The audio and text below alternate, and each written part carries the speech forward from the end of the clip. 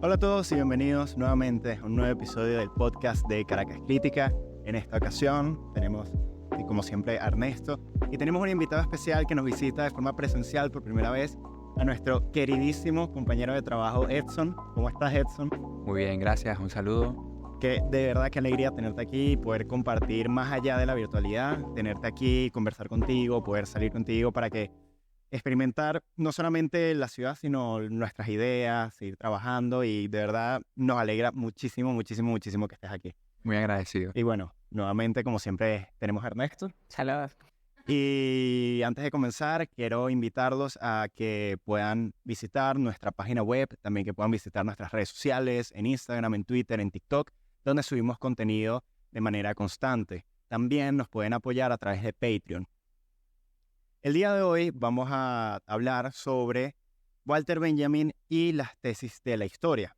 Un tema que, a pesar de que no se ha tenido, o yo en lo personal no he visto mucha recurrencia en discusiones contemporáneas, creo que lo que más se habló fue obviamente en el siglo pasado y a principios de estos años.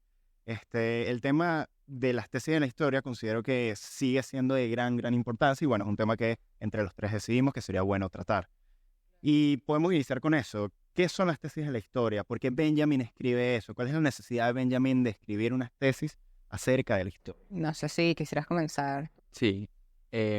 Bueno, primero decir que es un relato de una vivencia concreta. Exiliado en España, sus amigos fuera de lo que implica el exilio judío por el nazismo. Entonces creo que más allá que un documento académico, sistémico incluso, o filosófico, es un relato, en primera instancia. ¿Un relato de qué? Eso es lo que vamos a conversar. O sea, bueno, no sé si recuerdas concretamente la fecha en la que aproximadamente Benjamin está escribiendo las tesis. 1939. Exacto, 39. Y precisamente Benjamin escribe en un contexto europeo pues lleno de violencia, lleno de amenazas políticas, en la Alemania, ¿no? La amenaza del fascismo y de muchos otros movimientos subversivos que son, que tienen como particularidad esta radicalidad política, ¿no? Violenta, ¿no? Entonces Benjamin está escribiendo sus tesis de la historia en un contexto europeo lleno de crisis, o sea, lleno de crisis. Y yo creo que la crisis o la catástrofe, la idea de la catástrofe es uno de los puntos centrales que está en todas las tesis. Sí, es como una suerte de ritmo musical, como una frase musical que se repite y en esa repetición hay variación. Como que la catástrofe aparece de una forma, aparece de otra, pero siempre es la misma. Exacto. Sin esperanza de que se acabe. Sin esperanza. Porque creo que fue en el 39 o entre el 37 y 38, porque no sé en qué momento se suicidó. Pero lo cierto es que la palabra fundamental para interpretar las tesis de la historia por el momento es la crisis.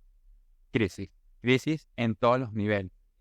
Política, digamos social, filosófica además, y existencial. Claro. También pasa que en la escritura de Benjamin siempre hay una contraposición entre lo mítico o un falso concepto de, por ejemplo, crítica, un falso concepto de historia o historiografía, y frente a estas concepciones como más vacuas que reconoce Benjamin, siempre quiere pensar de forma suficiente lo que es la verdadera tarea, por ejemplo, del historiador, o cuál es la verdadera tarea de la crítica, ¿no? Sí. O sea, Fíjate que dijiste suficiente, pero la suficiencia es abierta. O sea, la suficiencia es posibilidad de algo abierto, no es cerrado. Y en ese sentido, las tesis en la historia apelan no a un relato sobre lo histórico, no a una configuración sobre categorías históricas, sino abre el corazón. Y yo creo que al mismo tiempo eso le valió muchas amistades. Por ejemplo, podemos recordar que Benjamin siempre se ha categorizado, o los historiadores en la filosofía, los historiadores del pensamiento, siempre han colocado a Benjamin como esa persona que está en lo marginal de, por ejemplo, la Escuela de Frankfurt. Y que muchísimas personas dentro de la Escuela de Frankfurt renegaban a Benjamin más allá de su situación económica o social por el tema de sus ideas.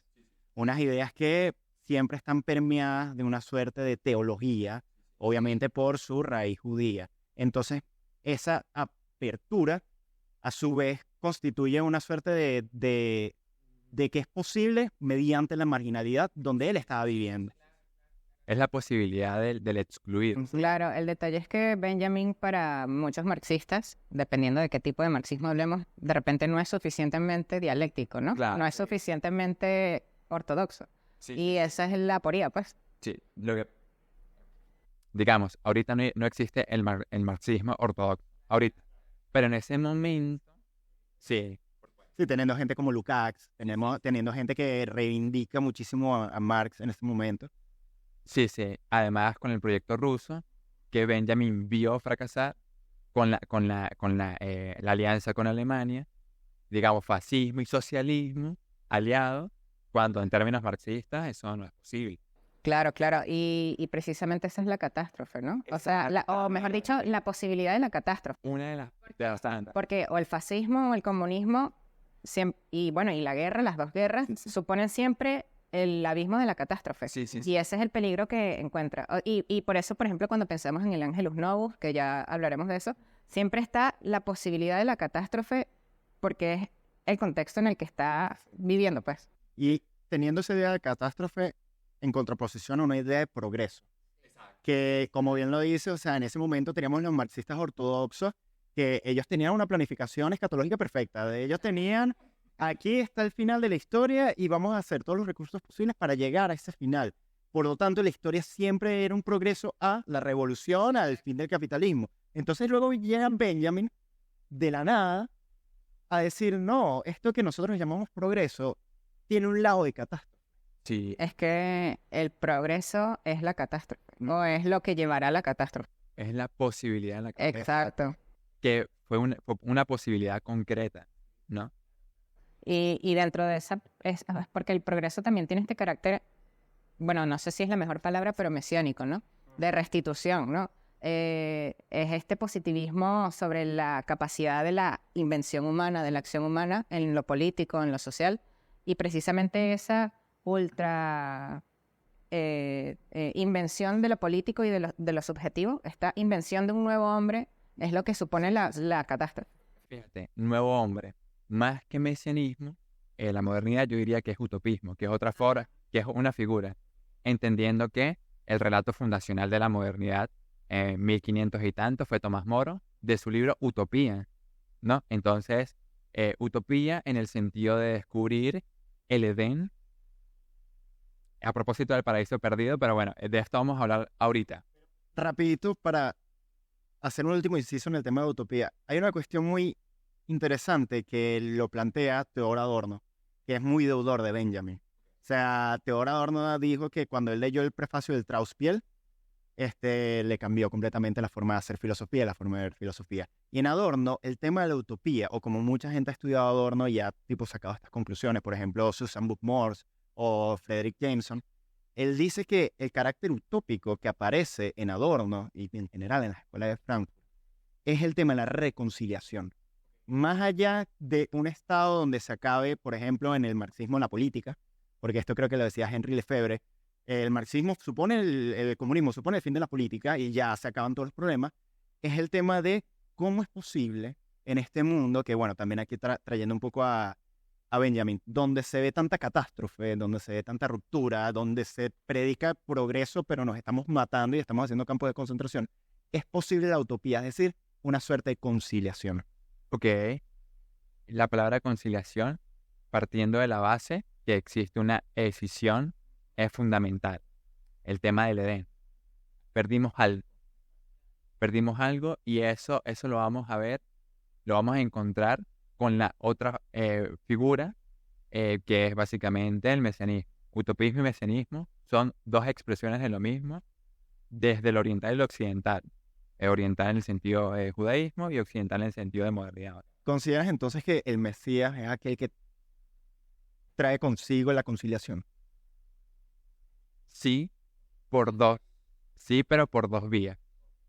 Por la vía del perdón, de la salvación, y por la vía del vencimiento del anticristo. Y esto Que es lo que plantea. Claro. Pero también pasa que en Benjamin toda forma de reconciliación siempre es aporética. O sea, no es nada resuelto. O sea, no, claro. Es esa la aporía. Porque es abierto. Porque es abierto. Porque claro, en Benjamin está esta mirada al pasado, al olvidado, a la ruina, pero no para reivindicarla, porque reconoce Benjamin que no hay posibilidad concreta o explícita o dada de completa reivindicación o restitución. Yo discrepo. Es que claro, es como una tentativa, pero que está allí en un espacio liminal. No, y bueno, para completar un poco, no sé si lo ibas a decir o no, pero el tema de la rememoración. ¿Qué? Que es como que el pasado no para reivindicarlo, sino para rememorarlo. Sí. Bueno, yo discrepo porque ahí tiene el tema de la tradición. Es decir, la tradición, evidentemente, lo que fue pasado es pasado y eso no vuelve. Sin embargo, según mi lectura, Benjamin sostiene que el presente puede actualizar el pasado o lo puede activar como un botón. Es decir, el pasado genera, en la concepción progresiva, el pasado genera el presente y el presente el futuro, se supone. Es decir, el pasado es causa del presente. Sin embargo, el presente, desde un punto de vista de sentido o de significado, puede influir en el pasado a tal punto que una de las, creo que es la 8, la 7, no, donde habla de si el enemigo vence, el muerto, o sea, el que está muerto, tampoco va a estar a salvo. Entonces, incluso hasta lo que murió, lo que feneció, lo que la ruina, si no se reivindica desde un punto de vista de tradición, de proyecto, también está en peligro. ¿Me explico? Siempre está el fantasma. La aparición, exactamente. No, porque es eso, es la destrucción del enemigo, pero no, o sea, no solamente en términos físicos, sino en términos narrativos y historiográficos, ¿no? Por ejemplo, Cartago, ¿no? Y Roma. Exacto. Que destruyeron Cartago y bueno, Cartago no existía. No, y también es el tema de que aquí está, o sea, revivir al enemigo para matarlo otra vez. Aquí está el enemigo vencido y se recurre a la narrativa. Exactamente. De hecho, y esto lo podemos ver con el tema de la imitación. Alejandro Magno imitó a Aquiles. Napoleón fue imitación de Alejandro Magno. Bolívar de aquí. Es decir, hay una cadena de sucesión del vencedor. Sin embargo, hay que entender que todo hecho histórico, es decir, todo presente, interesa.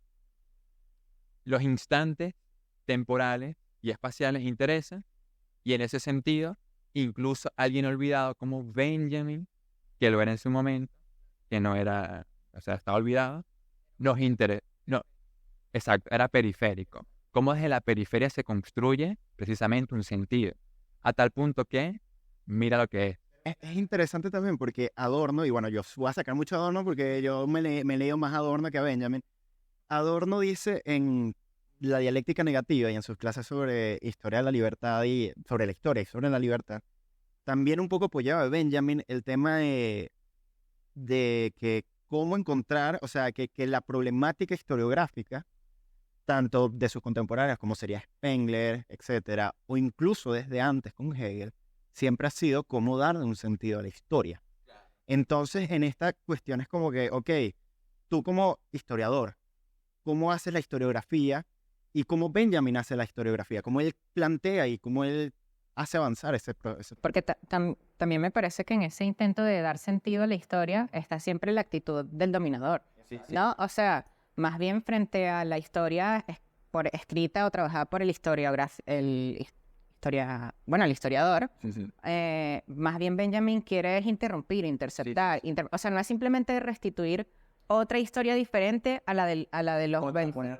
No es eso, sino es más bien como dinamitar. Es dinamitar, porque precisamente este progreso, y eso es lo que encuentra Benjamin, el progreso no solamente, por ejemplo, el progresismo en el propio marxismo ortodoxo, en el progresismo en la socialdemocracia, ¿no? O sea, de lo que en el positivismo, exacto, científico y historiográfico, de lo que se trata es de dinamitar esto, porque precisamente esta dimensión progresiva de avance, eso traerá a la catástrofe que supone la guerra mundial, la Segunda Guerra Mundial. la Segunda Guerra Mundial, que es la catástrofe. Y en la catástrofe está el olvido del olvido, pues eso. De hecho está el tema también de el vencedor y el vencido. Y bueno, aquí lo traigo a colación a pesar de que lo habíamos hablado por fuera. Básicamente, el método que contrapone Benjamin a esa concepción progresiva, que es moderna al final, la tenemos con Nietzsche. Es decir, a través de la genealogía, Nietzsche investiga cómo digamos, la personalidad gregaria genera relatos de dominio frente al héroe. El héroe que actúa sin reglas, sin ley, etc. Digamos así, digámoslo que Nietzsche averigua las categorías del dominador. Benjamin es el reverso, en el sentido que averigua las categorías del vencido. Es decir, a través de lo que él llama materialismo histórico, que realmente Teología. es teología, es el enano teológico, exactamente. Y conectando esto que se me había ido, uno ve, por ejemplo, en los Salmos, que siempre existe la figura, Salmos, estoy hablando de 2000 antes de Cristo, incluso antes, mucho antes. Está el tema de el que sufre, pido ayuda o agradezco, alabanza. Y si nosotros leemos Salmos ahorita, o la gente que lee los Salmos, uno encuentra una actualización de algo que fue escrito hace muchísimo tiempo. Es decir, persiste de cierta manera una serie de notas o categorías que se relacionan con el vencedor, el vencido, la esperanza, las situaciones de la vida. Entonces, básicamente, la historia que propone Benjamin, o la historiografía que propone Benjamin, tiene que ver con la esperanza, o sea, situaciones liminales, básicamente. Claro, y es un juego siempre con la ruina. O sea, el concepto de ruina es demasiado importante en Benjamin y las tesis, ¿no? Porque de lo que se trata es de atender a lo olvidado, ¿no? O a la ruina, porque ella demanda del sujeto contemporáneo una atención, ¿no? Sí. O sea, es eso. Incluso en sus escritos sobre literatura, cuando habla de crítica, dice lo mismo de la obra de arte. Aunque la obra de arte esté olvidada y nadie le preste atención, ella exige por sí misma su propia crítica, ¿no? Sí. Y es un poco la misma extrapolación, pero el terreno de la historiografía. Sí. Y una cosa que también, tomador, ¿no? es el tema de que hay una importancia muy grande en lo que es el lenguaje del sufrimiento, el lenguaje del vencido. ¿Qué ve Adorno, por ejemplo? Y eso lo escribe en Minimal Morales, lo escribe en la teoría estética, que en las obras de arte lo que se ve es una mercancía. Entonces vemos procesos mercantiles y a veces olvidamos, diría Adorno, las víctimas, por ejemplo, del Holocausto. Por eso escribir poesía después de Auschwitz es un peligro, más allá de lo imposible. Es como que al no entender este proceso histórico, a esta rememoración histórica de los vencidos, cualquier acto de la sociedad contemporánea que olvide ese sufrimiento está cayendo en una suerte de ideología. Bueno, entonces, yo tengo un ejemplo de esto para que tú intervengas. En lo que pasó en la frontera hace poco con lo de la comida, la ayuda humanitaria, que anterior a eso en un concierto, saber que se puede, y bueno, al final, o sea, se hace del sufrimiento una suerte de show o una cosa exactamente. Y al final lo que interesa es el tema del dominio. ¿Quién se apropia de qué? Y así, eso es la cultura. O sea, la cultura es un relato de dominio, lo dice Benjamin en una de sus tesis. No hay documento de cultura que no implique. Exactamente. Entonces, ¿cuántas vidas? Y eso también lo vemos con Platón. Es decir, la negación, la relación ocio y negocio.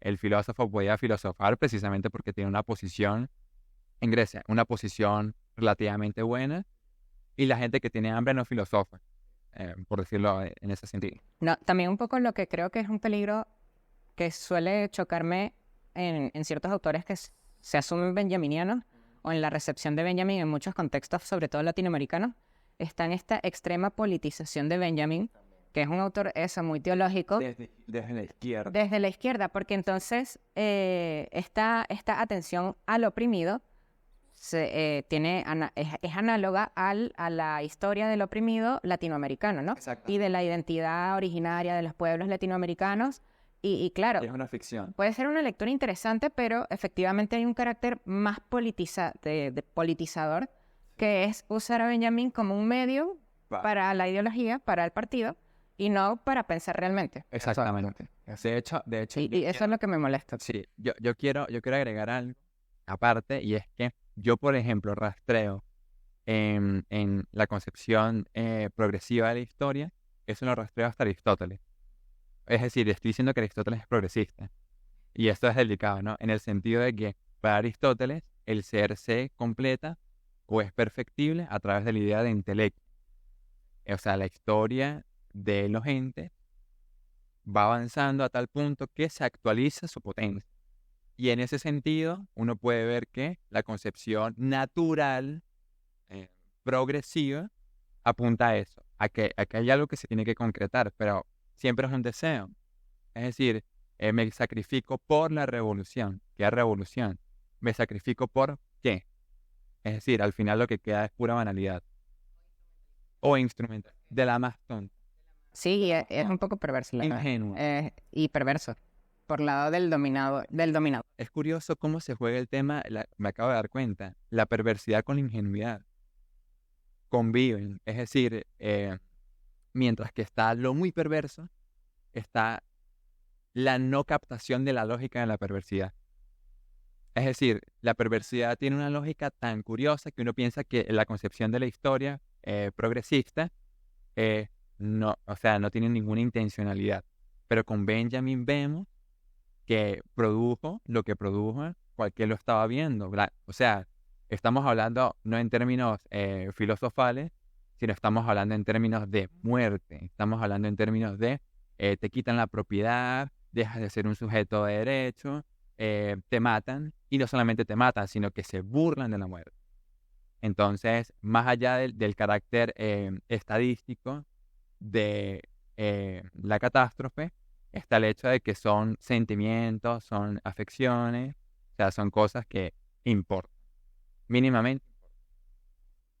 Bueno, yo quiero leer la tesis 9, porque siento que es la tesis del ángel de la historia, porque allí hay una cuestión interesante a propósito del carácter teológico, o quizás no teológico, porque teología es católica, del carácter, digamos, mistérico en mente. Bueno, la tesis 9 dice más o menos lo siguiente. Hay un cuadro de Klee que se titula Angelus Novus. Se ve en él un ángel, al parecer en el momento de alejarse de algo sobre lo cual clava la mirada. Tiene los ojos desorbitados, la boca abierta y las alas tendidas. El ángel de la historia debe tener ese aspecto. Su rostro está vuelto hacia el pasado.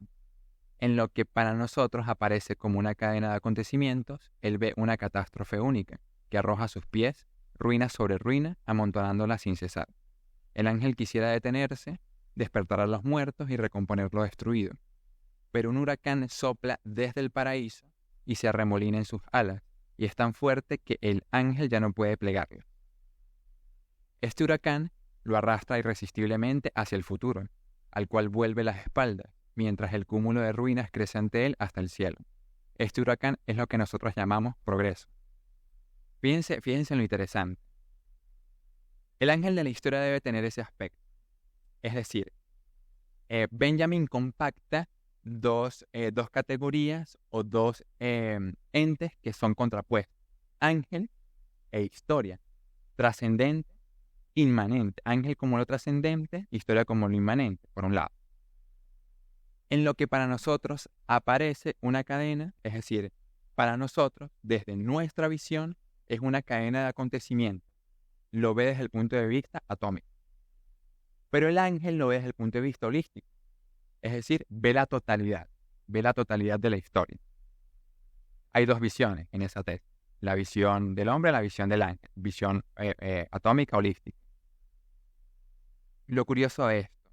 El ángel quisiera detenerse, despertar a los muertos y recomponer lo destruido. Despertar a los muertos del pasado. Es decir, en virtud de que un ángel despierta a los muertos. O en virtud de que el ángel se interesa, en virtud de que lo trascendente se interesa por lo inmanente. Bien. Claro, por el tema del juicio final. pero un huracán sopla desde el paraíso. ¿Cuál paraíso? ¿El paraíso de arriba o el que se perdió? ¿Edén o Sión? A propósito de la ciudad de Dios también, es decir, sopla desde el paraíso, viene desde el pasado, el paraíso perdido, pero va hacia el cielo. Es decir, el tema mesiánico, la posibilidad de salvación. Entonces yo sí considero, dándole los énfasis a esa tesis, como lo hice, sí considero que Benjamin no instrumentaliza el contenido, digamos, cabalístico que tenía el contenido judío, sino que está hablando en términos esotéricos, herméticos, y no es una simplez. No son simples. No sé ustedes qué piensen. Ya. Lo digo porque nosotros estamos muy positivizados, ¿no? Y uno no cree en magia. Claro, pero Benjamin se le nota que sí. Sí, Se claro. le nota que le interesa también. Sí. O sea, hay una preocupación. Un poquito en Italia y Claro. sus cositas y veía los ángeles tal vez. Tal vez. Sí, a mí me parece, es algo muy sugerente, pero también creo que hay que tomarlo con muchas pinzas, ¿no? Claro. El carácter cabalista aquí Sí. y en otros escritos, o sea, Sí. te das cuenta, ¿no? Que hay un interés por lo mágico, la magia y lo oculto. De hecho, cuando yo leí las tesis de la historia, a mí realmente no me estaban llamando mucho la atención, sino hasta más el final, porque en el final hay una cuestión mucho más presente sobre esto del salto del tiempo, el Claro. salto de los tiempos, y la idea de que hay algo oculto, Claro. pero que de lo que se trata es de develar, ¿no? Y en la cabalística está esto de que cada letra de la Sí. Torá tiene un significado. Sí. Y como es palabra revelada, no hay nada arbitrario allí. No. Y precisamente de lo que se trata es de develar lo oculto a través de pues este estudio súper minucioso de las letras, de lo que implica esta triangulación súper mística y herética. Yo, Y en Benjamin está eso. Sí. En las últimas tesis él dice de lo que se trata, tendría que revisarlo ahorita, pero es como leer el pasado como leer una Biblia. de hecho, sí. Es curiosísimo porque está bien, parece raro, pero es que estamos hablando de la vida. Cuando uno lee libros, uno intenta o uno siente que se desdobla. Una cosa son los libros, una cosa es el ámbito teórico, otra cosa es el ámbito práctico. Pero Benjamin está escribiendo esto en las fauces del lobo. Y quizás lo escribe como catarsis, porque no le queda de otra, porque, bueno, pero lo está escribiendo y está escribiendo quizás no como testamento. O sea, hay afecciones tristes, pero está diciendo algo que vemos, que podemos comprobar. Para dar un ejemplo de cómo el pasado se activa en el presente. Y esto cuando lo conecté me mató. Cuando uno ve el firmamento y uno ve la luz recta que nos llega, una estrella, por ejemplo, un astro. Esa luz viene en una estrella en cuyo digamos, espacio está muerta. Pero su luz nos llega. Es decir, el pasado lo vemos desde el presente. Hay una presencia del pasado. Y en ese sentido, Benjamin apunta a las tesis de la historia. El que está muerto vale. Me explico, o sea, incluso asedia. Bueno, está Derrida, que tiene el texto de Espectros de Marx, y él también es un intelectual que, bueno, viene de una familia judía. En términos criollos, jalan las patas. Sí, no conozco tampoco mucho la biografía de Marx, ni de Derrida, pero en Espectros de Marx, Derrida está pensando en el asedio y usa la figura del espectro. El espectro es ese ser que aparece o reaparece, es un muerto viviente, un muerto que vuelve a la vida para asediar, acosar. Lo que va a aparecer desde el pasado al presente es un fantasma, un muerto viviente. Sí. Pero también implica un futuro. Claro. O sea, Claro. lo que va a reaparecer en el futuro es algo que ya hay Sí. en el pasado. Y entonces está tanto en Derrida como en Benjamin, pues está este juego de cómo el pasado, pero no solo el pasado, sino el presente, el futuro, asedian, interrumpen o interceptan, o sea, desquician el tiempo. De hecho, Es desquiciar. el tema con las tesis está en la concepción lineal. Fíjense, hoy hay una figura que se llama la banda de Mobius, que eso también lo tiene el psicoanálisis. El hecho de que a través de un plano, el tema de que el pasado y el tiempo es el mismo. el tiempo pasado, presente y futuro coincide, lo que pasa es que nosotros no lo vemos. Y el punto de visión, o sea, eso es lo que nosotros vemos, que son diferentes, son discretos.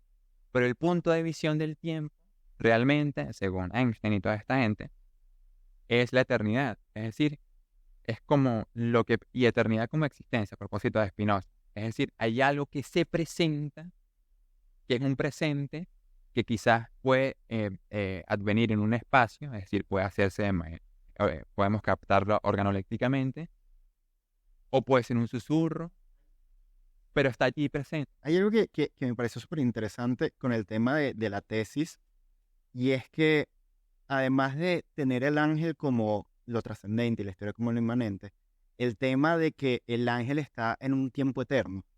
El ángel en lo divino, en Dios, no pasa historia, no pasa tiempo, no pasa. Entonces también está la cuestión de que, ¿qué hace el ángel ahí? Los ángeles se tienen también como mensajeros. Pero, aquí el ángel me parece que tiene es esta figura impotente que intenta... Claro, y es eso.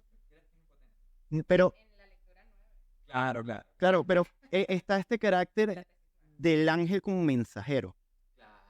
Pero, ¿mensajero de qué si al final no puede incidir? Vamos al tema mesiánico. O sea, lo único que responde es el tema de la posibilidad del Mesías. Es decir, el ángel incluso es un ser que ve la totalidad. Sin embargo, no entiende la fuente del mensaje. Porque, bueno, por antropología medieval, el ángel es parte de, no es el papá de los helados, pues, sino es parte de. Entonces, está el tema de que incluso los ángeles no entienden el misterio de la existencia, a pesar de que puedan percibir rasgos de la existencia. Y ojo, el tiempo de los ángeles es el ego, en el sentido de que es una sucesión. Bueno, aquí lo que voy a decir es loquísimo. Pero el tiempo de los ángeles es una sucesión, y la sucesión implica orden. Así como en Kant hay formas puras de percepción, etcétera, etcétera, arriba o abajo, donde sea, tiene que haber orden. Y orden es posición, relaciones de orden en matemáticas, mayor, menor, igual. Ahora bien, el ángel mira la ruina. Y mirar es como decir, piensa. Los ángeles, según Santo Tomás. Es traer a la presencia. O sea, estamos hablando de luz. O sea, y eso siempre está en filosofía, la metáfora subyacente de la luz. De la luz, ¿no? Las luces de la razón. La luz arriba. O sea, es casi que un oculocentrismo, pues. O sea, Sí. es la mirada, la luz, el siglo de las luces, Sí. la luz, vista, claridad, distinción. Claro, y entendimiento es luz, básicamente. Entonces, el tiempo, el ego, el tiempo de los ángeles, realmente es puro pensamiento. Batalla de demonios, ángeles, realmente es una batalla intelectual. Es decir, es una pelea de gallos, ¿sabes? Pero es eso, o sea, ¿qué ve? Ve el tiempo, ve la sucesión del tiempo. Es decir, básicamente el ángel, de cierta manera, filosofa, bajo la impotencia del filósofo, porque el filósofo no puede... Y bueno, y bajo la impotencia en la metáfora, bueno, el viento que lo arrastra. O sea, ¿sabes? No puede, sus alas no pueden con el viento. No o sea, puede. es una cosa impotente, pues. Exactamente. Bueno, también yo quisiera, bueno, el tema de Nietzsche. Nietzsche tiene filosofar a martillazos, y Benjamin tiene cepillar la historia a contrapelo. El progreso y cepillar a contrapelo es, digamos, como crisparlo. Es decir, hay que averiguar realmente, pero no esta cuestión de los oprimidos, los vencidos, sino, por ejemplo, el pobre también tiene poesía. Hay que ver qué hay allí. O el oprimido también tiene poesía, hay que ver qué hay allí.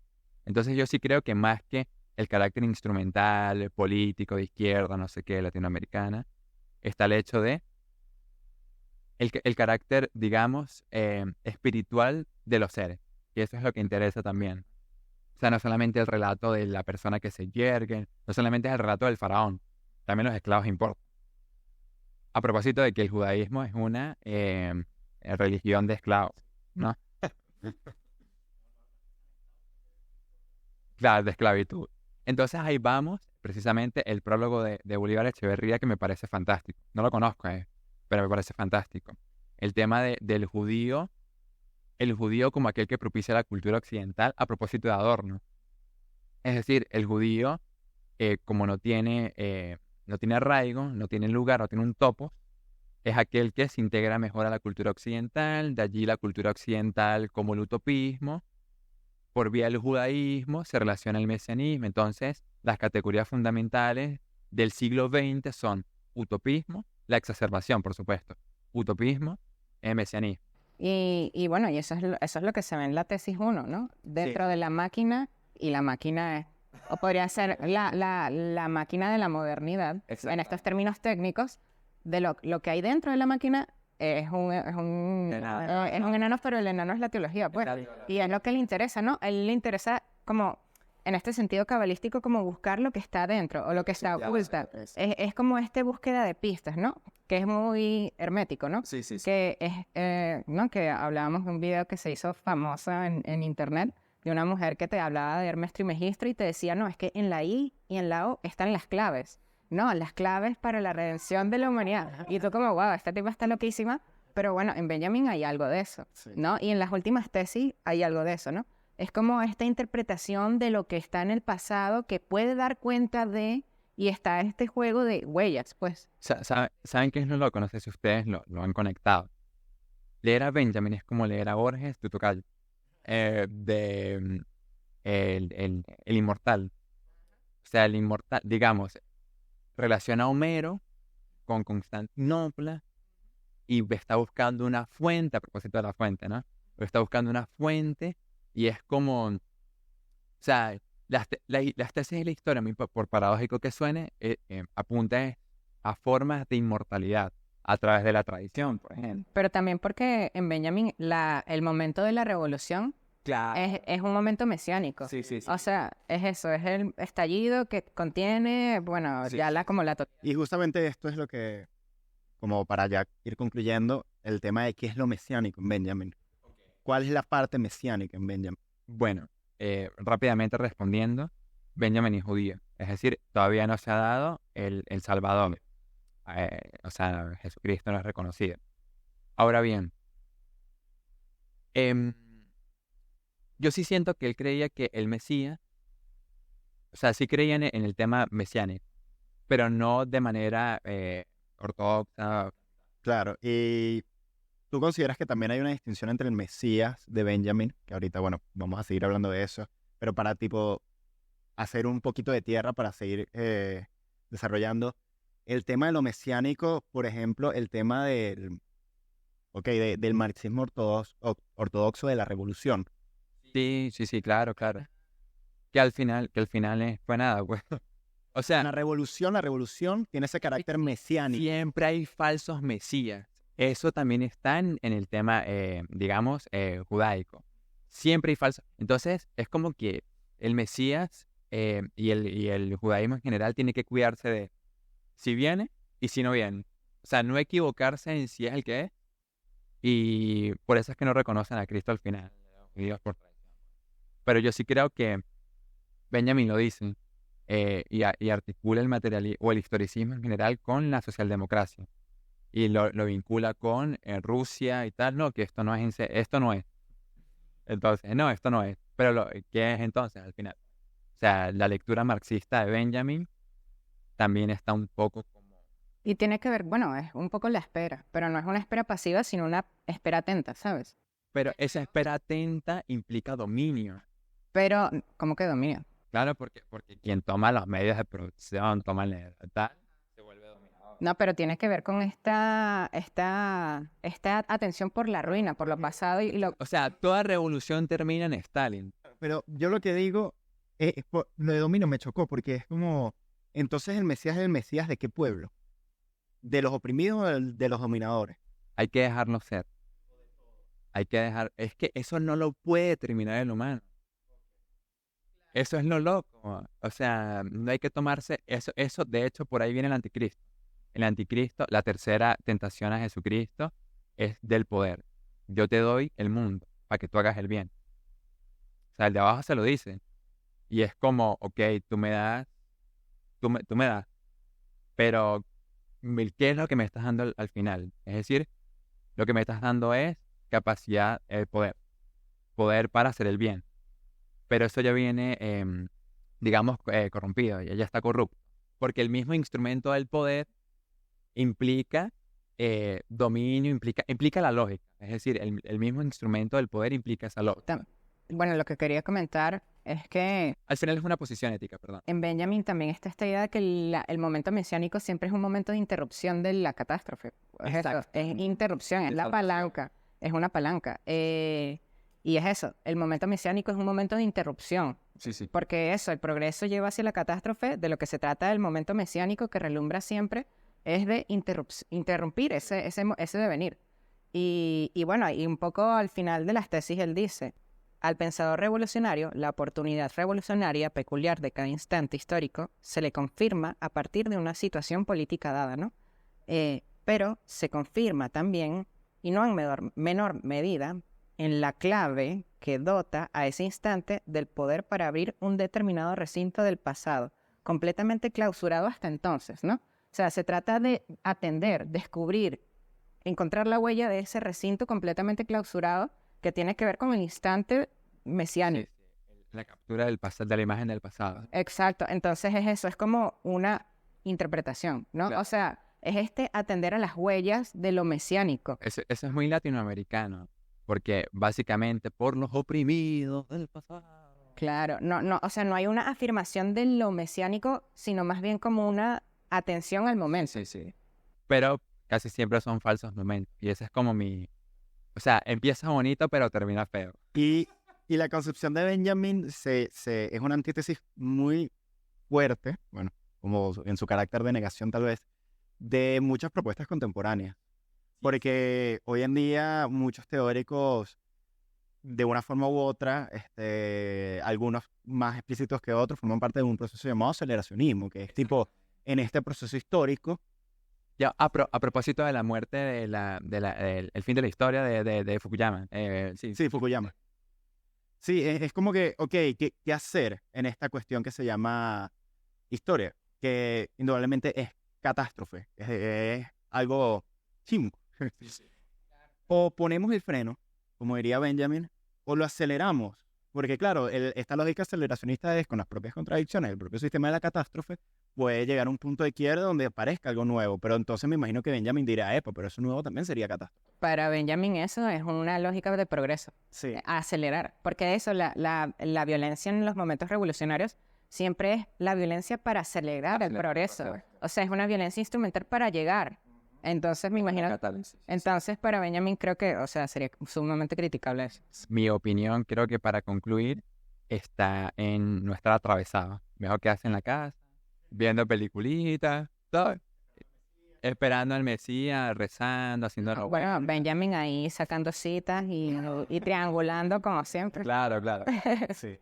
Pero bueno, realmente, Edson, muchísimas gracias nuevamente por estar aquí, por tenerte presencial, mesiánicamente, aquí con nosotros conversando. De verdad, fue una conversación, un diálogo bastante enriquecedor y bueno, estoy muy, muy contento. De verdad, muchísimas gracias nuevamente por estar aquí. Muchísimas gracias por ver este episodio o escuchar, mejor dicho, este episodio del podcast de Caracas Crítica. Recuerden otra vez que pueden visitarnos en nuestra página web, que pueden ir a nuestras redes sociales, pueden escuchar este episodio no solamente en YouTube, sino también en Spotify y en Google Podcast. Y para nuestros suscriptores de Patreon, Alejandro Termini, muchísimas gracias por tu apoyo mensual. De verdad lo agradecemos muchísimo el equipo de Caracas Crítica por todo esto. Y bueno, gracias Edson, gracias Ernesto y hasta un siguiente episodio. O si se pasan por nuestras redes sociales, un nuevo contenido. Muchísimas gracias.